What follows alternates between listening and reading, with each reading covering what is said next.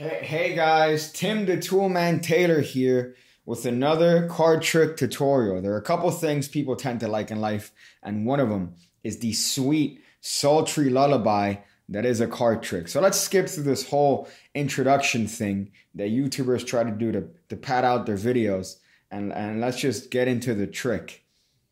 I mean, we could just stay here and talk though, right? What do you like to do? What do you like to... Never mind. Let's just get into the trick. Hey there. So this is a little bit of a card trick. It's something small. You could use any sort of pattern you want, but I personally like using the pattern in regards to remote viewing, and that might look a little bit like this. Hey sir, did you know for a little while the United States established a secret unit in the Army to investigate the potential for psychic phenomena? More specifically, the concept of remote viewing, which is the purported ability to psychically see events, sights, or information from a great distance. Did you know that? Did you also happen to know that in the 1970s, in the actual year of 1970, the United States intelligence sources believed that the Soviet Union was spending 60 million rubles in response to trying to test this phenomena and psychotronic research? Did you know that in response to the claims that the Soviet program had produced results, the CIA initiated a new funding for a program known as SCANATE, which stands for Scan by Coordinate? In the same year, remote viewing research began in 1972 at the Stanford Research Institution. Don't get it mixed up with Stanford College. It's the Stanford Research Institute, which was in Menlo Park, California. Now, proponents of the research said that a minimum accuracy of 65% required by the clients was often exceeded in later experiments. Now, in early 1979, the research at the SRI, which is, of course, the Stanford Research Institute, was integrated into the Grill Flame, which was redesignated the INSCOM Center Lane Project, otherwise known as ICLP, but whatever, in 1983. Then in 1984, the existence of the program, the very existence of the program, was reported by Jack Anderson. It was unfavorably received by the National Academy of Sciences National Research Council. Now, in late 1985, the Army funding was completely terminated, but then the program was redesignated Sunstreak, and the funding by the DIA Scientific and Technical Intelligence Directorate, which allowed it to continue.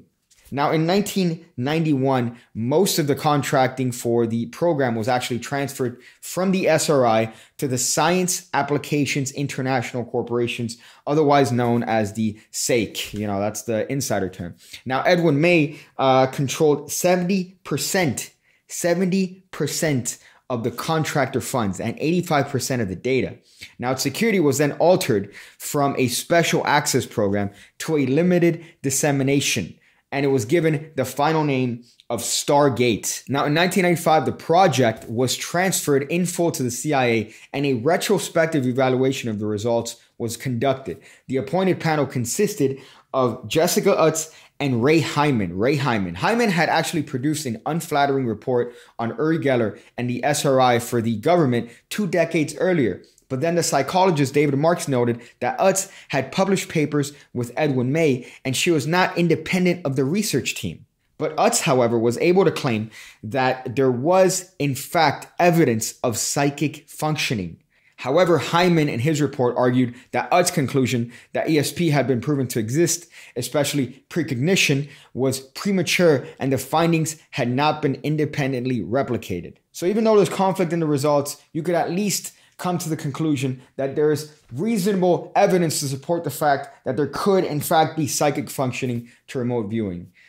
So here I have a deck of cards, sir, and I want you to go ahead and cut it anywhere you want. I want you to go ahead and cut that deck anywhere you want. Now, without looking, I want you to take that card that you cut to and place it inside of your pocket. And of course, the spectator does this sight unseen. The cards are then placed inside of the card box, and then me, as a remote viewer, I then give my impressions that their card in their pocket is the 3 of hearts. And when the spectator looks, lo and behold, it is the 3 of hearts.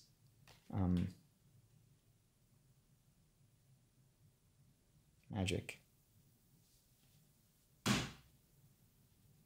Hey there. Hey there. So that's a little bit of a test conditions card trick. Again, the patter is only recommended. It's not something you should do for every performance, but you could definitely make use of that. This is a little bit of a stack. This is a little bit of a stack. That's what it is. And this is a partial stack because it allows you to show the deck so that the couple cards in the front here, there's no order. And then you could even show the bottom cards and there's no order here. And yet when you tell the spectator to cut the cards approximately in the middle, you are able to determine this card that they put in their pocket sight unseen pretty much each and every single time. Right now, again, the card is the 3 of hearts that's in the pocket. And the reason for that is because you have a partial stack. Now, there's a lot of things you could do with this. However, this is just one particular idea. And the partial stack here are actually all the hearts in order. So this is your setup for this trick. You grab all the hearts, you put them in numerical order, and you're going to put them approximately in the center of the deck. So you're going to put them in the center of the deck. So you have about a 13 card leeway in the center where the spectator is able to cut. Now here's where your instruction has to be very, very clear. And I do admit in the performance, I did say cut anywhere.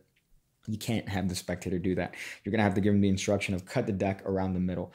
So the way I would go into this particular trick, put the cards in the box and you are ready to go. You take the cards out of the box. You could talk about the whole psychic phenomena and the CIA program, that Scanate and the Soviets that were investing 60 million rubles a year into the, you could go into the whole pattern and you show, the deck to be not in any sort of order, which you could do with this particular stack per se, because the stack is only a couple cards in the middle of the deck. So you could definitely show very clearly that there's no sort of stack here. There's no sort of stack here. You could even kind of do a haphazard mix of these top cards of the deck. But ultimately, you're going to either put the cards on a table or you're going to hand the cards to the spectator and have them cut the cards approximately in the middle. Also, if you want, you could have the spectator just cut the cards off of your hand, and that way you avoid the necessity for a table altogether. But you have the spectator cut the cards somewhere on the table and you instruct them to cut the cards around the middle. Now, this is kind of an interesting thing because for us, we take that information for granted as magicians when we tell the spectator, hey, do me a favor, cut the cards approximately in the middle. For some reason, spectators will go there and they would sit and they'll be like, wait, let me make sure that okay. And they'll try to cut precisely to the middle if you give them that instruction. And of course, here you have a 13 card leeway.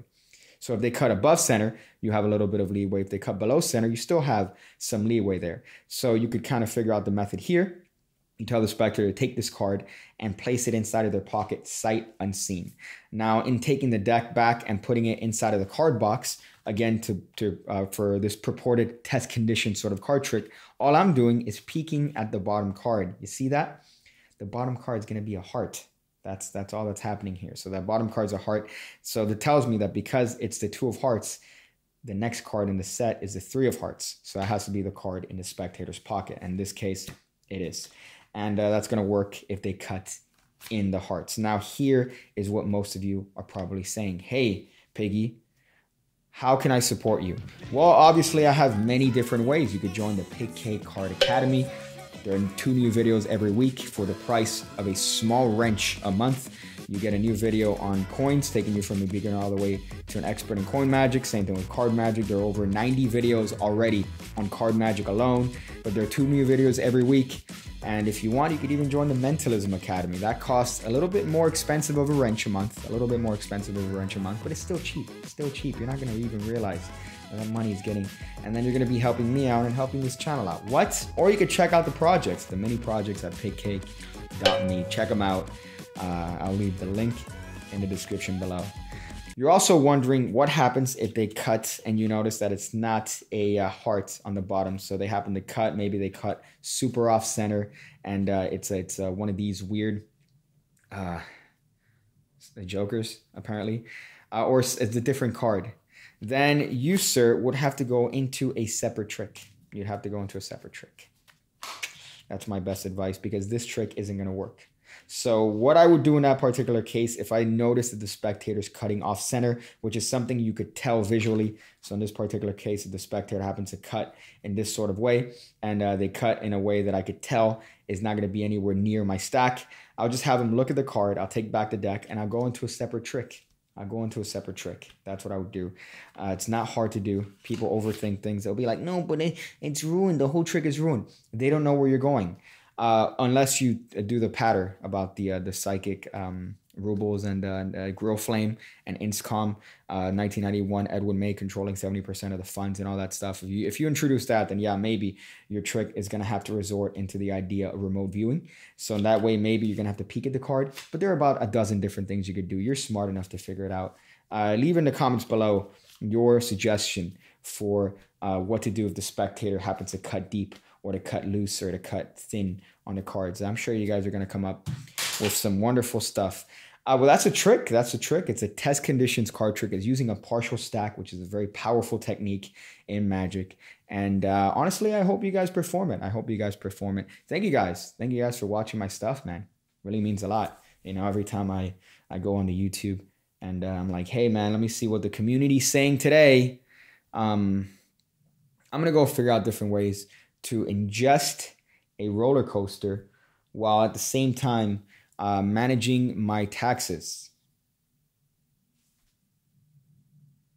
I see you again, when I see you again, when I see you again, when I see you again, when I see you again, when I see you again, when I see you again.